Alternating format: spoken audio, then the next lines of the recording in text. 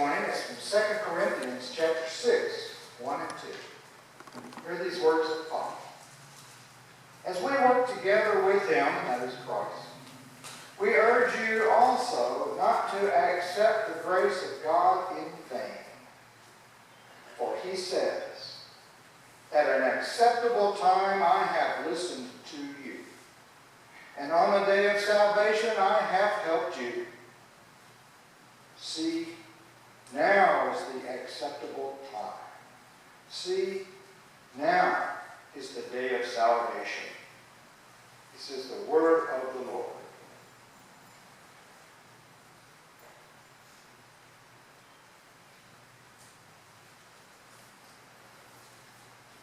How about that Goliath? Wow. What a scary figure. We have Goliaths in our, excuse me one second, I'm still experimenting with this stuff. Uh-oh. No, never mind. Never.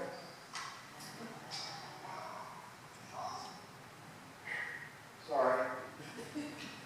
That was my Goliath. Technology. Well, anyway. We have Goliaths in our lives. Scary things in our lives. Some of those scary things have to do with social injustice. We all have grieved this week as we learned of the terrible hate crime, and some are calling it terrorism, racial terrorism, against those poor victims in a church in Charlotte. Charleston, excuse me. You know, that Goliath is a continuing racism in our country. And it just is very scary, and we're not sure how to get rid of it. And then there is historical change that destroys traditional institutions. There's a Goliath for the church today, and that is that younger generations and people from all generations seem to have less use for church today, and churches decline and churches close every day. That's a Goliath that churches haven't quite figured out how to tackle. And then there are, of course, the personal challenges that breed fear in us. What is it in your life that breeds the most fear in you? What is it that you would really love to get rid of or to change, but doggone it, you don't know how? See if you can name that. I don't want to raise your anxiety level today, but I'd just like to see if you can name that in your life. Is there any help from God? Is today truly the day of salvation? I think the story of Goliath and David has a lesson for us there. Here the army of Israel is, and there's one soldier comes out, and he's so scary that he's got the whole army of Israel, including King Saul, shaking in their boots, and they're just paralyzed, and they can't send anyone out, and they don't know what to do. Then along comes a little shepherd boy.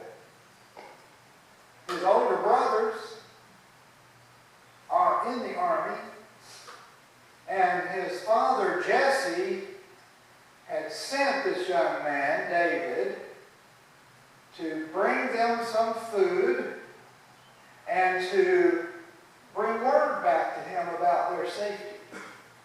So here he is. He arrives at the scene just at the time when the army is gathering itself and going to move forward, and he hears Goliath's challenge. And David, why? He's appalled. And he asks the question, who do we have to go out and fight that man? Who is this who is disrespecting the army of the Lord? And his older brother gets mad at him and thinks he's being disrespectful.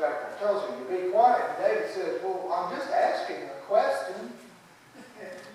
And he keeps asking, who is this disrespecting the army of God, of the people of Israel?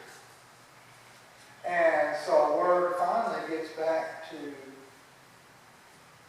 King Saul. So he comes into the presence of King Saul. And what does he do? He says, I will go out and fight that disrespectful Philistine. Well, he's not even old enough to be in the army. He's a little shepherd boy. But Saul is rather desperate at this point. So he says, okay. Now, Saul does something very typical of us.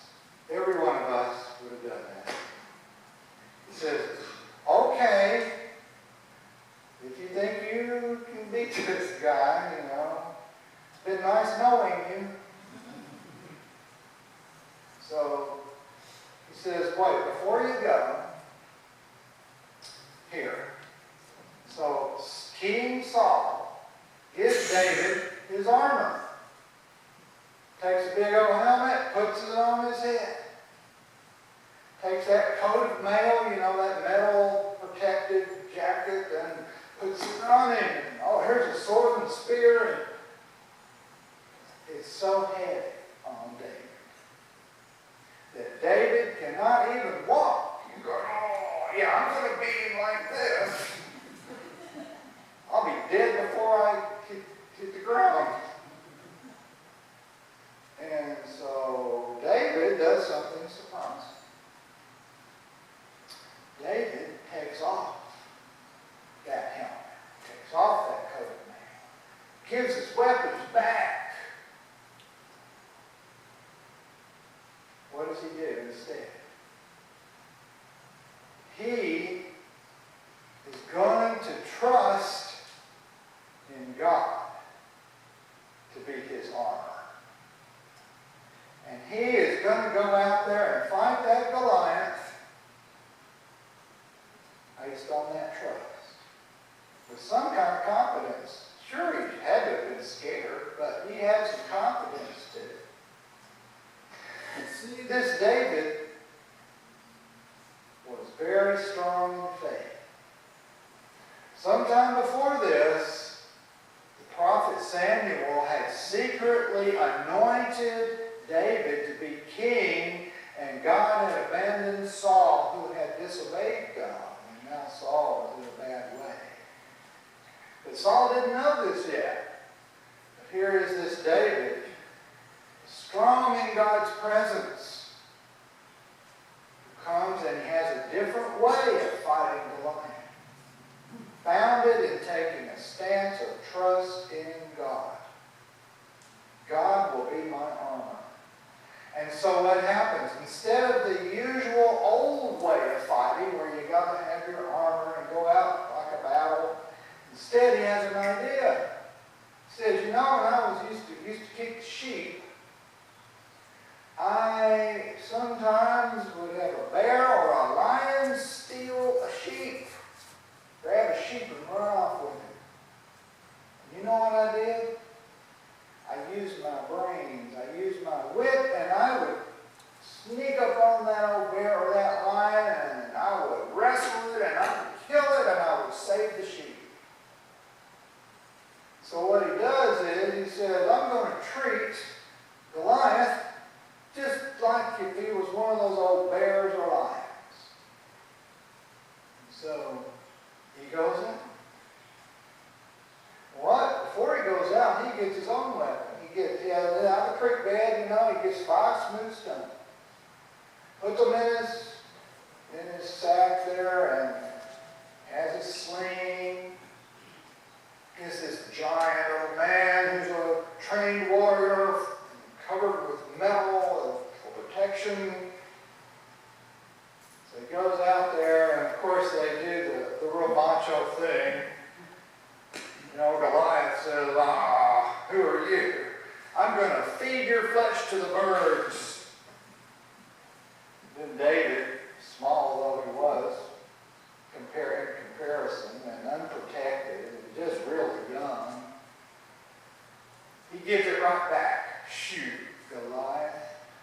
was Southern too. Shoot. I'm gonna feed the whole Philistine army to the birds. You cannot disrespect our God like this. So he takes a stone, puts it in his sling, and lets it fly. Boom, right in the forehead. Goliath is stunned. He's not killed. He's stunned. Falls to the ground. That bear, that lion, has fallen to the ground. David runs right up to him. Takes Goliath's own giant sword. Kills him. With the armies looking on. Then you know what he did? Boom, off with his head. Takes Goliath's head in victory. And inspires the Israelites, and they wrap the Philistines. He even still had it when he came back to King Saul.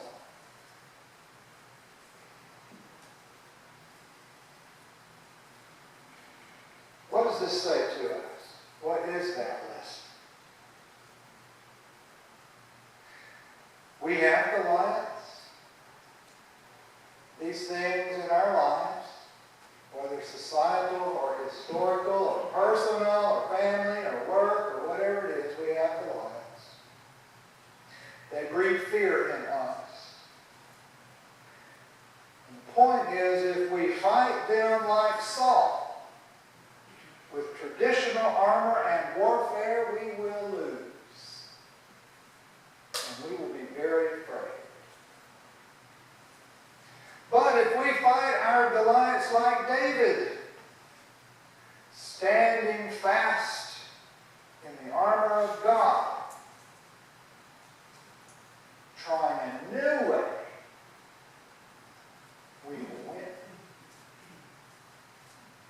The temptation is always to go backwards, to use the old tried and true, to defeat that thing that just won't go right. A troubled relationship, an awful boss. You name it. We've got many different Goliaths, I'm sure. We just try the old tried and true ways of coping, and they don't work anymore. And that's like wearing that old armor of Saul. It just weighs us down. The church has that difficulty. Amy has a phrase, in this time of decline, church decline, and nobody wants to come to church. Even church people don't want to come to church. Amy says to churches, when she's working with them, you can do it better and die faster. That is, put on that old armor of Saul and do it the same old way. It makes no difference. The church today has to take a stand of trust and be like David, figure out new things, new ways. It's hard for the church to do that. Change is hard. It makes you scared. It's just like David going out there defenseless, more or less. It's scary. Change is scary. You know what? I was scared this morning not wearing a tie. For many years now, and I have said to Amy, we're going to some function, all right? Amy, do I need to wear a coat and tie? And she always, without exception, says no. And she's wrong every time. So I got to thinking this week, the last several years it gets hot in here and I take off my robe and I have a short sleeve shirt on. And I always feel a little stupid wearing a tie with it.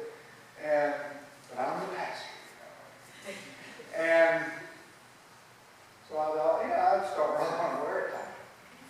Be free, yeah. So she said, it's okay, don't wear the tie. And I figure somebody in here secretly in their mind is thinking, he ought to have a tie on. Take a chance on being a David.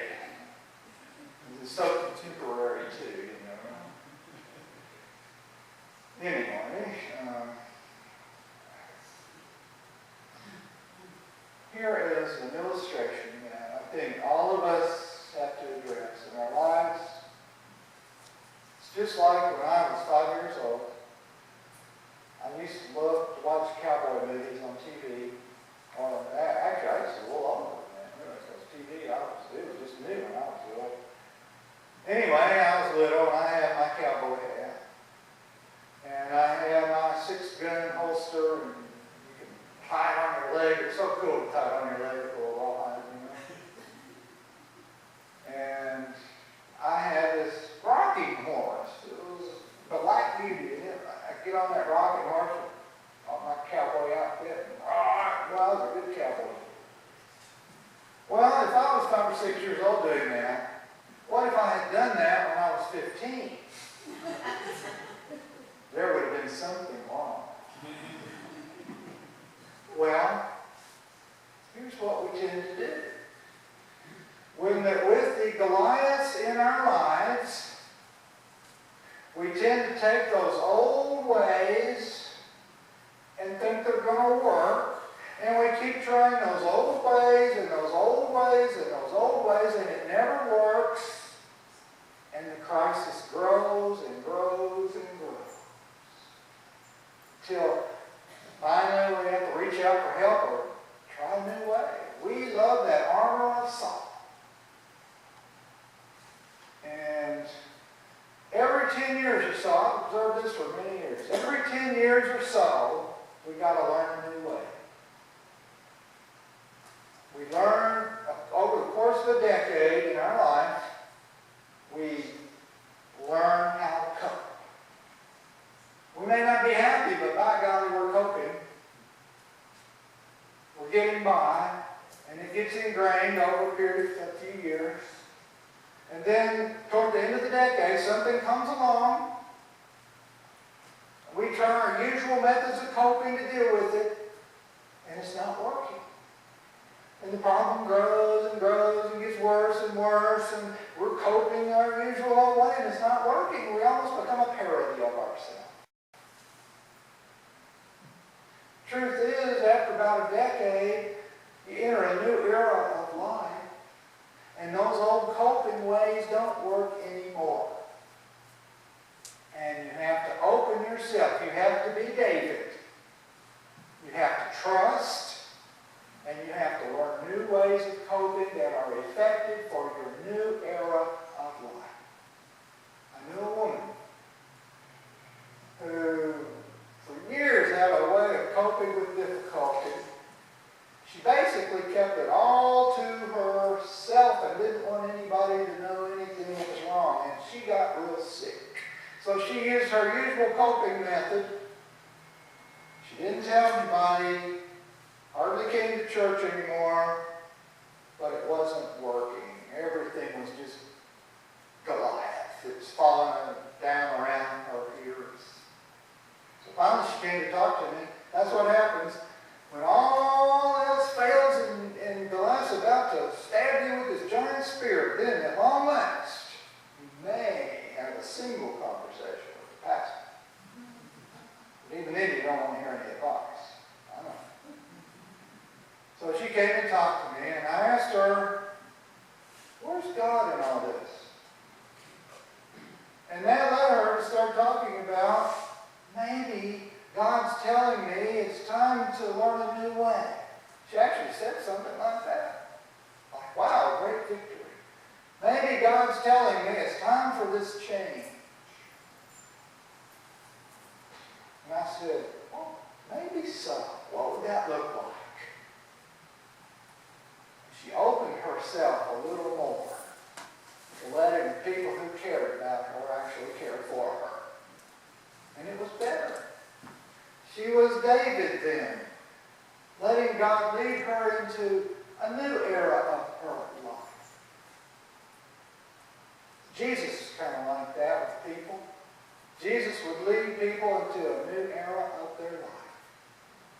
Jesus and David, Jesus, son of David, in the lineage of King David. Jesus would encounter people who wanted the old ways to stay in place. The Pharisees got to follow the rules. Jesus said, well, you've left God Jesus went the way of David and showed us to go the way of David by standing fast and trusting God. You'd encounter people who were disabled in some way or sick, and they'd say, here's our traditional understanding. Either this man sinned or his parents or somebody sinned and he's being punished for it. And Jesus said, no, that's not right. Let me show you a new way. And he would heal the person as a sign that God's power is active in the world, bringing change. You cannot have an active spiritual life without being open to change, because that's what God does, and God shows us a new way. So I simply invite all of us this morning, if you name your Goliaths,